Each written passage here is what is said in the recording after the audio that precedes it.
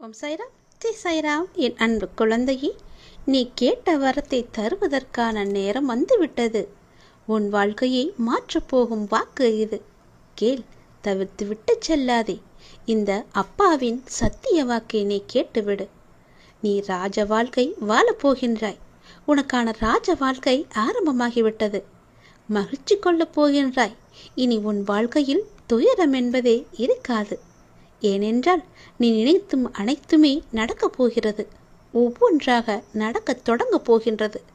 உன் வாழ்க்கையில் நீ பட்ட துன்பங்கள் அனைத்துமே முடிந்துவிட்டது. இனி நீ உன் வாழ்க்கையில் எடுத்து வைக்கும் ஒவ்வொரு அடிக்குமே ஒரு அர்த்தம் உண்டு என்பதை நீ மறந்து விடாதே. அதில் உனக்கு வெற்றி மட்டுமே இருக்கும் என்பதையும் நீ உணர்ந்து கொள்.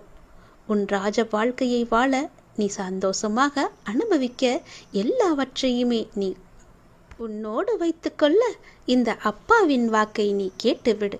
என் அப்பாவின் வாக்கு எனக்கு நிச்சயம் பலிக்கும் என்ற நம்பிக்கையோடு நீ கேட்டால் நான் சொல்வது எல்லாமே உனக்கு நடக்கும். இது என் மீது சத்தியம். உன் நியாயமான ஆசைகள் நிறைவேற தடையாக இருந்த பல விசைகளை எல்லாம், பல வினைகளை எல்லாம் நீ அனுபவித்து முடித்து விட்டாய். தொடர்ந்து நீ செய்யும் பிரார்த்தனையாலும் நேர்மறை எண்ணத்தாலும் உன் மனதில் நீ நல்லதையே நினைத்து கொண்டிருப்பதாலும், நீ நல்லதையே மற்றவர்களுக்கு செய்து கொண்டிருப்பதாலும் உன் வாழ்க்கையை சரியான பாதைக்கு நீ அழைத்து வந்திருக்கின்றாய்.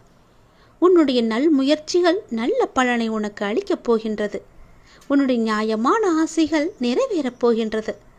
தூரத்திலிருந்து ஒரு நல்ல செய்தி உன்னை தேடி வரப்போகின்றது. உன் வாழ்வில் இனி நல்லதே நடக்கப் போகின்றது. நான் உனக்குள் இருந்து என்ன செய்ய வேண்டுமோ அவற்றை எல்லாம் செய்து கொண்டிருக்கின்றேன். அதற்கான நல்ல வழியையும் நான் உனக்கு அமைத்து தந்திருக்கின்றேன். அதன் வழியே நீ போனால் உன் கோரிக்கை எதுவோ, நீ கேட்ட வரம் எதுவோ அது உனக்கு நிச்சயம் பலிக்கும். உன் கோரிக்கைகளை நீ அடைய நான் உனக்கு துணையாக இருப்பேன். சிலர் உன் வாழ்க்கையில் முந்திக் கொண்டு செல்லலாம். அதை கண்டு கவலையோ வெறுப்போ நீ பட வேண்டாம். நீ நிதானமாக முன்னேறினாலும் நிலையாக இருக்கப் போகின்றாய். அதை நீ மனதில் வைத்துக்கொள். நாம் கீழேயே இருக்கின்றோமே, நாம் எப்போது மேலே செல்லப் போகிறோம் வாழ்க்கையில் என்ற எண்ணத்தை விட்டுவிடு. கொஞ்சம் கொஞ்சமாக முன்னேறினாலும் நீ நிலையாக இருக்கப் போகின்றாய். உன் முன்னேற்றத்தை யாராலும் தட்டி பறிக்க முடியாது. அது ஒன்றாக இருக்கப் போகிறது. உனக்கானதாக இருக்கப் போகிறது. நல்ல எண்ணம் நிச்சயமாக உனக்கு இருக்கும்போது உன்னுடைய வாழ்க்கையில் நல்லது மட்டுமே நடக்கும். என்னுடைய நாமத்தை சொல்லிவிடு. ஓம் என்று ஆரம்பித்து என்னுடைய நாமத்தை நீ சொல்ல ஆரம்பித்தால் போதும். உன் வாழ்க்கை ஓஹோ என்று இருக்க நான் பொறுப்பு.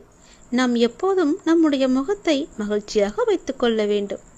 உள்ளத்தில் மகிழ்ச்சி இல்லாவிட்டாலும் வெளி தோற்றத்தில் புன்னகைத்துடன் பழகிக்கொள்ளுங்கள். அது காலப்போக்கில் உண்மையாகவே உங்கள் உள்ளத்திலும் மகிழ்வை உண்டாக்கிவிடும். ரசனை என்பது அவரவர் விருப்பு வெறுப்பை பொறுத்தது.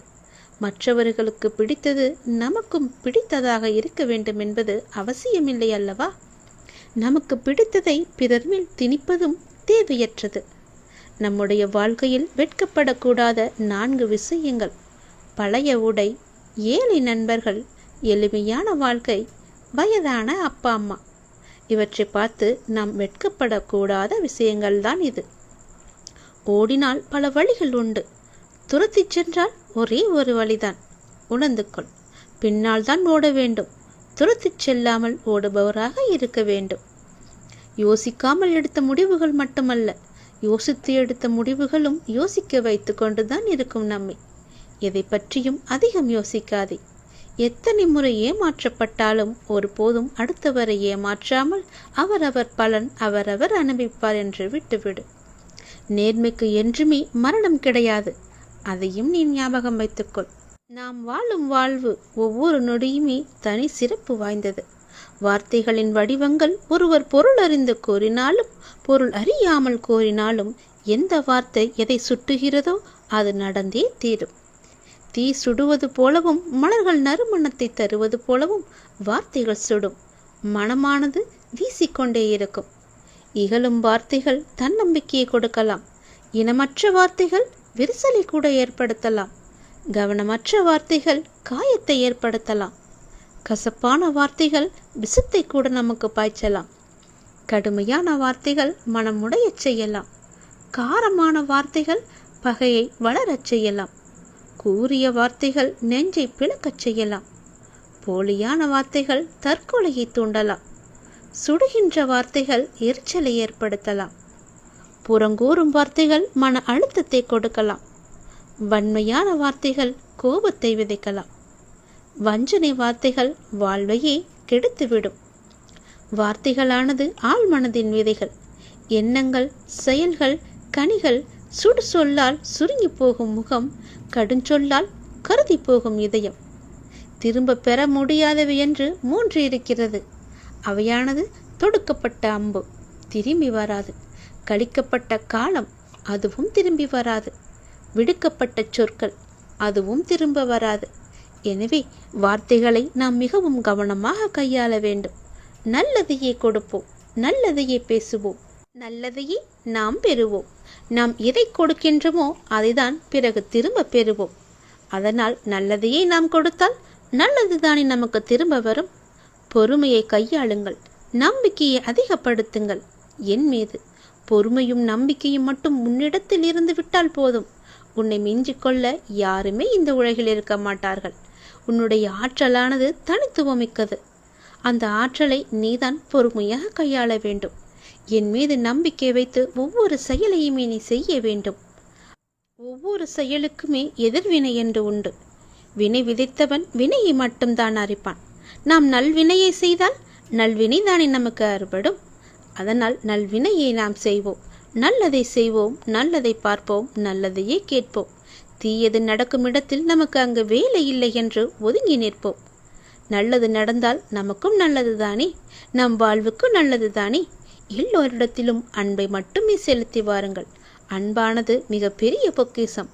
நான் என்னை தேடி வரும் பக்தர்களிடம் என்னுடைய முழு அன்பையுமே கொடுத்து அவர்களை தன்பால் ஈர்த்து வைத்திருக்கின்றேன். என்னுடைய பக்தர்கள் எல்லாம் என்னுடைய அன்பு என்ற கயிறுக்குள் இழுக்கு கட்டி வைத்திருக்கின்றேன். அவர்களால் அறுபட முடியாத அளவிற்கு என்னுடைய அன்பு அவர்களை கட்டி வைத்திருக்கின்றது. நீங்களும் பிறரிடம் அன்பு செலுத்துங்கள், நல்லதையே பேசுங்கள், நல்லதையே செய்யுங்கள். நாம் பேசும் ஒவ்வொரு வார்த்தைக்குமே உயிர் இருக்கிறது. அதனால் பார்த்து யோசித்து பொறுமையாக பேசுங்கள். தவறாக வார்த்தை விட்டால் போதும், அதுவே பழித்துவிடும். உடனே என்னுடைய நாமத்தை சொல்லிவிடு, அதுவும் தீர்ந்துவிடும். இதுவரை உனக்கு கைக்கு எட்டியது கை நழுவி போனது அல்லவா? கண் முன்னே இருந்தது காணாமல் போனதல்லவா? இது போன்ற சூழ்நிலைகள் உனக்கு முடிவுக்கு வரப்போகின்றது. உன் வாழ்வில் ஒரு புதிய மாற்றம் வரப்போகின்றது. எது உனக்கு ராசி இல்லாத தினம் என்று மனதுக்குள் நினைத்தாயோ அந்த ராசியான தினமாக அது மாறப்போகிறது. ஏற்கனவே நான் சொன்னபடி உனக்கான நல்வினைகள் செயல்பட ஆரம்பித்து விட்டன. சில விஷயங்கள் உனக்கு முட்டுக்கட்டையாக இருந்தாலும் உன் முன்னேற்றத்தை யாரும் தடுக்க முடியாது. ஏனென்றால் உனக்கு துணையாகத்தான் உன் அப்பா நான் இருக்கின்றேனே. நீ முன்னேறி சென்று கொண்டே இரு. எப்போதும் முன்னோக்கியே நடக்க பழகு. இப்பொழுது இருக்கும் உன் மனநிலையை குறித்து சிறிதும் அஞ்சாதே, அதிருப்தியும் அடையாதே. லட்சியத்தை அடைந்தே தீருவன் என்று உன் உள்ளத்தில் உறுதியை நீ உண்டாக்கிக்கொள். நீ செய்யும் செயல்களில் ஈடுபாடும் அந்த செயல் உனக்கு எவ்வளவு முக்கியமானது என்ற உணர்வும் இல்லையே, நீ செய்வதெல்லாம் நேரத்தையும் வாழ்க்கையும் வீணடிப்பது மட்டுமே. எல்லாம் திரும்பி போனால் திரும்ப வராது. எதிலும் வெற்றி பெற இயலாது. நீ செய்யும் காரியத்தால் வாழ்க்கையில் ஏதோ ஒன்று சரியாகவோ தவறாகவோ நடந்தால் அதற்கு காரணம் எது என்பதை நீ முதலில் ஆராய்ந்து பார். அதை நீ திருத்திக்கொள். வாழ்க்கையின் சிறு விஷயங்களிலும் முழு ஈடுபாட்டுடன் இருந்தீர்கள் என்றால் அதில் நிச்சயம் நீ வெற்றி பெறுவாய். ஒரு புல் வளர்வதற்கு சிரமப்படுவதில்லை. உடலில் உள்ள இரத்தமும் மற்றும் வெள்ளை அணுக்கள் உடல் முழுவதும் சுற்றி கொண்டிருப்பதற்கு அது சிரமப்படுவதில்லையே. பூக்கள் மலர்வதற்கு சிரமப்படுவதில்லையே. ஏனென்றால் அப்படித்தான் அவை வடிவமைக்கப்பட்டிருக்கிறது. படைப்பின் மகத்துவமே அதுதான். ஒவ்வொரு நொடியும் கஷ்டமான முயற்சிகளால் தான் படைப்புகள் நிகழ்ந்து கொண்டிருக்கின்றன. ஆனால் அவையெல்லாம் உனக்கு ஒரு பொருட்டாகவே தெரியவில்லையே. நீ படும் துயரங்களும் சிரமங்களும் தான் உனக்கு பெரிதாக தெரிகின்றது. இப்பொழுது இந்த உலகில் சிரமப்படாமல் எதுவுமே சாத்தியமாகாது. உன் கைக்கும் அது கிடைக்காது. சிரமப்பட்டுத்தான் ஆக வேண்டும். முயற்சி செய்து பார், நிச்சயம் கிடைக்கும். முதலில் எதுவும் சிரமமில்லை என்று நம்பு. நீ சிரமம் என்று சொல்வதற்கு காரணம் உன் மனதுதான். சிரமம் என்பதை நாம் கடந்தால்தான் லட்சியத்தை நம்மால் அடைய முடியும். மாபெரும் படைப்புகளை உருவாக்க நல்ல உணர்வுகளும் அபரிமிதமான மகிழ்ச்சியான மனநிலையும் மட்டும் இருந்தால் போதும். அதை உனக்குள்ளே நீ வளர்த்துக்கொள். உனக்கு நிச்சயம் வெற்றி கிடைக்கும். நான் என்றுமே உனக்கு துணையாக மட்டுமே இருப்பேன். நம்பிக்கையோடு உன்னுடைய கடமை எது என்று உனக்கு தோன்றுகிறதோ அந்த கடமையை நீ தவறாமல் செய்து கொண்டு வா. அந்த கடமையிலிருந்து நீ பின்வாங்காதே. ஏனென்றால் அது உனக்கென்று படைக்கப்பட்ட கடமைகள். உன் கடமையை நீதான் செய்ய வேண்டும். அதை யாருக்கும் விட்டு கொடுத்து விடாதே. அதிலிருந்து உன் கர்மாக்கள் கழிய போகின்றது. வாழ்க்கையில் நீ சாதனை படைக்கத்தான் நீ பிறந்திருக்கின்றாய். அதை முதலில் நீ நம்ப வேண்டும். அதன்படியே நீ முயற்சி செய்ய வேண்டும். நாம் கண்டிப்பாக வெற்றி பெறுவோம் என்ற தன்னம்பிக்கை, நம்பிக்கை, பொறுமை எல்லாமே உனக்குள்ளே வேண்டும். ஆகவே அனைத்தையும் சமநிலையில் நீ ஏற்க உன்னுடைய மனதை நீ தயார் நிலையில் வைத்துக்கொள். எத்தனையோ முறை முயற்சி செய்துவிட்டேன், அது என் கைக்கு கிடைக்கவில்லை. எத்தனையோ முறை அது என் கை நழுவி போய்விட்டது. என் கண் முன்னே கைக்கு 8 தூரத்தில் இருந்தாலும் அது என் கைக்கு கிடைக்கவில்லை என்ற பல சூழ்நிலைகளில் நீ தவறான முடிவுகளை எல்லாம் எடுத்து வந்தாய். இனி அது நடக்காது. இதுவரை உனக்கு கைக்கு எட்டியது, கை நழுவி போனது எல்லாம், உன் கண் முன்னே இருந்தது, காணாமல் போனது எல்லாம் இப்போது உன் கைக்கு வரப்போகிறது. உன் கைக்கு எட்டப் போகிறது. எல்லாமே ஒரு முடிவுக்கு வரப்போகிறது. உன் வாழ்வில் பல நல்ல நல்ல மாற்றங்கள், புதிய புதிய மாற்றங்கள் எல்லாம் வரப்போகிறது. உனக்கு ராசி இல்லாதது என நினைத்த ஒன்று இப்போது அதுவே உனக்கு ராசியாகி எல்லாவற்றையுமே உனக்கு ஜெயித்து தரப்போகிறது.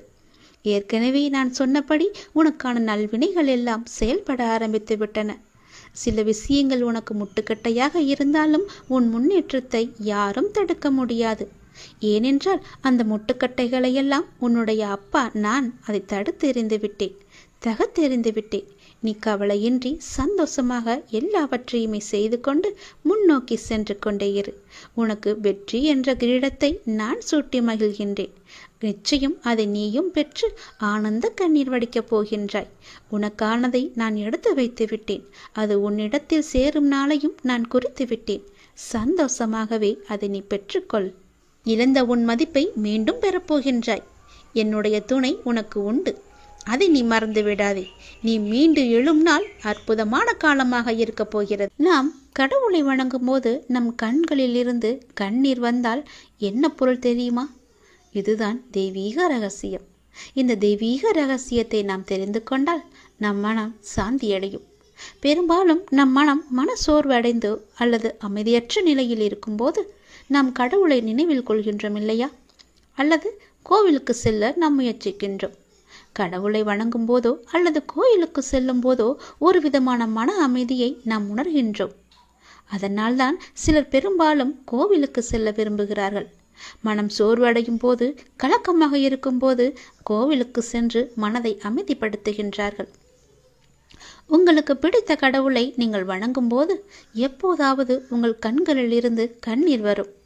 இதனுடைய பொருள் என்ன என்பது உனக்கு தெரியுமா? தெரிந்து கொள்ளலாம், அறிந்து கொள்ளுங்கள். கடவுளின் வழிபாட்டும் போது கண்களில் இருந்து கண்ணீர் வந்தால் கடவுளின் தெய்வீக சக்தி ஏதோ ஒரு குறிப்பை நமக்கு உணர்த்துகிறது என்று நாம் அறிந்து கொள்ள வேண்டும். கடவுள் உங்களுக்கு ஒன்று குறிப்பை கொடுக்கிறார் என்று நீங்கள் பொருள் கொள்ள வேண்டும். நீங்கள் அவற்றை புரிந்து கொண்டால் உங்கள் பிரச்சனைகள் எல்லாமே நீங்கிவிடும் என்றும் உங்கள் வேண்டுதலை கடவுள் ஏற்றுக்கொண்டதாகவும் அர்த்தமாகும். இதுதான் கடவுள் உங்களுக்கு முழு ஆசியையும் கொடுப்பதாகவே அர்த்தமாக கொள்கிறது. கடவுளின் அனுகிரகம் உங்களுக்கு கிடைத்துவிட்டால், உங்கள் வேண்டுதல் அவர்கள் செவிகளில் கேட்டுவிட்டால், உங்களுடைய வேண்டுதலுக்கு பலனை நிச்சயம் அவர் தருவார் என்பதற்கான அறிகுறியாக உன் கண்களில் இருந்து அவரே அந்த கண்ணீரை வர வைக்கின்றார். தீபாராதனை காட்டும் போதோ அல்லது கடவுளின் உருவத்தை பார்க்கும் போதோ உனக்கே தெரியாமல், உன்னை அறியாமல் கண்களை திறந்திருக்கும் போதோ அல்லது கண்ணை மூடிக்கொண்டிருக்கும் போதோ உன் கண்களில் இருந்து தண்ணீர் வருகிறது என்றால் நீ வந்ததை அவர் ஏற்றுக்கொண்டார் என்ற அர்த்தம். உன்னை பார்ப்பதற்காகவே அவர் வெகு நாட்களாக காத்திருந்தார். உனக்கான பதிலை சொல்வதற்காகத்தான் அவர் காத்திருந்தார் என்றும், உனக்கு ஆசி வழங்கவே அவர் காத்திருந்தார் என்றும் அர்த்தமாகும். உங்கள் கண்ணீரிலிருந்து கண்ணீர் வந்தால் உங்கள் வழிபாடு மிகவுமே வெற்றிகரமாக முடிந்துவிடும் என்று அர்த்தம். நீ எதை வேண்டி செல்கின்றாயோ அது நிச்சயம் வெற்றியில் முடியும். இப்போது உங்கள் பிரச்சனைகள் அனைத்தும் நீங்கி உங்கள் ஆசைகள் நிறைவேறும் என்றும் கடவுள் உங்களுக்கு ஆசீர்வதிப்பதற்காக ஒரு சின்ன அறிகுறியாக உங்கள் கண்களிலிருந்து கண்ணீர் மலை மலையாக வரும். ஒரு சொட்டு கண்ணீர் வந்தாலும் அதற்கான அறிகுறிதான் அது. கவலைப்படாதீர்கள். கடவுள் எப்பொழுதும் நம் கூடவே இருப்பதற்கு ஒரு சின்ன எளிய பரிகாரம். எப்பொழுதெல்லாம் உங்கள் மனம் பாரமாக இருக்கின்றதோ, உங்கள் பிரச்சனையை தீர்க்க முடியாதது என்று நினைக்கிறீர்களோ, உங்கள் குழப்பங்கள் அதிகமாக இருக்கின்றதோ, அப்பொழுதெல்லாம் உங்கள் விருப்பமான கோவிலுக்கு சென்று அந்த பகவானை நினைத்து ஒரே ஒரு தீபம் ஏற்றி வழிபட்டு அவருக்கு முன்னால் மண்டியிட்டு கையேந்தி நில்லுங்கள். நீங்கள் அந்த தெய்வீகத்தை உணர்ந்து கொண்டால் உங்கள் பிரச்சனைகள் எல்லாம் நீங்கிவிடும் என்றும் உங்கள் வேண்டுதலை கடவுள் ஏற்றுக்கொண்டதாகவும் அர்த்தமாகும். உங்கள் கண்களிலிருந்து கண்ணீர் வந்தால் உங்கள் வழிபாடு நிச்சயம் வெற்றியில் முடியும். தெய்வீக தன்மையுடன் உங்கள் வீட்டை வந்து அடைந்து அதற்கான முயற்சியை செய்யுங்கள். நீ செய்யும் ஒவ்வொரு செயலிலும் ஓம் சரவண பவ என்ற மந்திரம் எப்பொழுதும் ஒலித்து கொண்டே இருக்கட்டும். என்னுடைய அருளும் ஆசையும் எப்போதும் உனக்கு துணை இருக்கும். உனது எண்ணங்கள் அனைத்தும் தவறாக நடக்கின்றதே, என்ன செய்வது என்று நீ யோசிக்காதே. அனைத்தும் மாறப்போகின்றது. நீ எதிலும் நிதானமாக யோசித்து செயல்பட்டாயானால் நிச்சயம் அனைத்துமே மாறும். அவசரப்படாதே. நிச்சயம் உனக்கு வெற்றி மட்டுமே கிட்டும். உன் வாழ்க்கையில் நடக்கின்ற யாவுமே உன் கர்ம வினைகளின் படிதான் நடந்து கொண்டிருக்கின்றன. அப்படி இருக்கையில் நீ துயரங்களை எதிர்கொண்டுதானே ஆக வேண்டும். உன் கர்மாக்களை பற்றி நீ பயப்படாதே. அதற்குத்தான் நான் இருக்கின்றேனே. உன் கர்ம பந்தத்திலிருந்து விரிந்து விடுபட உன்னால் முடிந்த அளவு பிறருக்கு நன்மையை செய். உன்னிடம் உதவிக்கு வருபவர்களை நீ உதாசீனப்படுத்தாதே. உன்னால் எவ்வளவு முடியுமோ அவ்வளவு உதவி செய். முடியாவிட்டால் அவர்களை புண்படுத்தி அனுப்பாதே. உன்னால் முடிந்த உதவியை நீ அவர்களுக்கு செய். அந்த தர்மமே உன்னை இக்கட்டான சூழ்நிலையிலிருந்து உன்னை நிச்சயம் காக்கும். உன் கர்ம வினைகளிலிருந்தும் அது உன்னை காப்பாற்றும். வாழ்க்கையில் இன்பமும் துன்பமும் அவரவர் கையாளும் வகையில்தான் மாறுபடும். இன்பத்தை சந்தோஷமாக அனுபவிக்க வேண்டும். துன்பம் வந்தால் சோர்ந்து போகக்கூடாது. துன்பத்தையும் இன்பமாக ஏற்று நாம் வாழ பழகி கொண்டால் அந்த துன்பம் நம்மை கண்டு அஞ்சி ஓடிவிடும். மற்றவர்கள் எல்லாரும் நிம்மதியாக சந்தோஷத்துடன் வாழ்வதாகவும் நீ மட்டுமே துயரங்களை எதிர்கொள்வதாகவும் புலம்பிக் கொண்டிருக்கின்றாய். அது தவறு. எல்லோருக்கும் அவரவர் வாழ்க்கையில் எல்லா விதமான துன்பங்களும் இன்பங்களும் வந்து கொண்டுதான் இருக்கின்றன. எல்லாம் கலந்துதான் இருக்கும். அதுதான் வாழ்க்கையும். அந்த உண்மையை நீ புரிந்து கொள். அவரவர் வாழ்க்கையின் உள்ளே சென்று பார்த்தால்தான் என்னென்ன துயரங்களை அவர்கள் சுமந்து கொண்டு இருக்கிறார்கள் என்ற உண்மை உனக்கு புரிய வரும். எட்டி இருந்து பார்த்தால் எல்லாமே அழகாகத்தான் தெரியும். நிலாவும் அப்படித்தான். தூரம் இருந்து பார்க்கும் வரைதான் அது அழகான வட்ட வடிவம். உள்ளே சென்று அருகே சென்று பார்த்தால்தான் தெரியும் அதற்குள்ளே எத்தனை மேடு பள்ளங்கள். அதுபோலத்தான் ஒவ்வொரு வாழ்க்கையிலும் எல்லோருடைய வாழ்விலும் மேடு பள்ளங்கள் இருந்து கொண்டுதான் இருக்கும். வெளி உலகத்திற்கு அவர்கள் நன்றாக இருப்பது போல் தோன்றலாம். அதனால் யாரை பற்றியும் யாருடனும் உன்னுடன் ஒப்பிட்டு பார்க்காதே. உனக்கென்று விதிக்கப்பட்டதுதான் உன்னை வந்து சேரும்.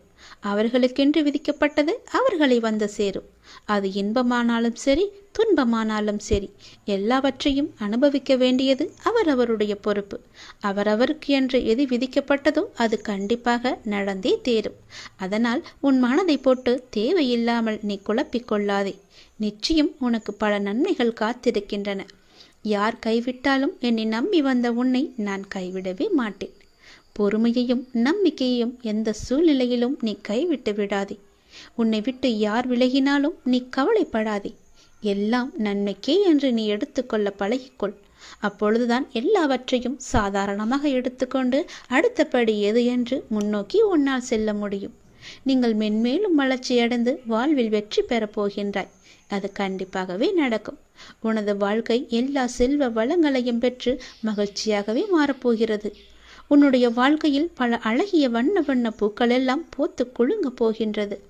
நிச்சயம் அது நடக்கும். இவை அனைத்தையுமே உன்னை வந்து சேரும்படி நான் அமைத்து தருகின்றேன்.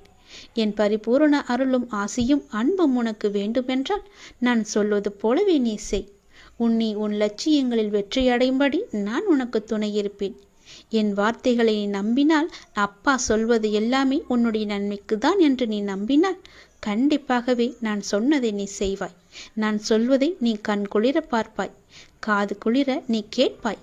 உன் வாழ்வில் பல நல்ல மாற்றங்களை கொண்டு வருவதற்கே நான் இருக்கின்றேன் என்பதை நீ முழுமையாக நம்பு. உனக்கு எப்பேற்பட்ட இக்கட்டான சூழ்நிலை வந்தாலும் நான் இருக்கிறேன் என்பதை மட்டும் நீ மறந்து விடாதே. உனது எண்ணங்கள் அனைத்தும் தவறாக போய்கொண்டிருக்கிறது. அது மாயை என்ற வலையில் சிக்கிக்கொண்டு தவித்து கொண்டிருக்கிறது. உன்னை காப்பாற்றவே நான் இப்போது வந்திருக்கிறேன். நான் உனக்காக அவதரித்தவன். அனைத்தும் மாறப்போகிறது. எதிலும் நிதானமாக மட்டும் யோசித்து நீ செயல்படு. எது செய்தாலும் என்னிடம் சொல்லிவிட்டு செயல்படு. உனக்கு நல்லதாக நான் அதை மாற்றி காமிக்கின்றேன். எந்த கர்மா உன்னை நெருங்காமல் நான் பார்த்து கொள்கிறேன். எப்பொழுதும் எனக்கு துணையாக நீங்கள் இருங்கள் அப்பா என்று எப்போது என்னிடம் வந்தாயோ அந்த நொடி முதலே உனக்கான நல்லதுகளை செய்ய நான் ஆரம்பித்து விட்டேன். எது நடந்தாலும் நான் பார்த்து கொள்கிறேன். நீ தைரியமாக இரு. எல்லாவற்றையும் நானே பார்த்து கொண்டு அதற்கான பல வெகுமதிகளை தருகிறேன்.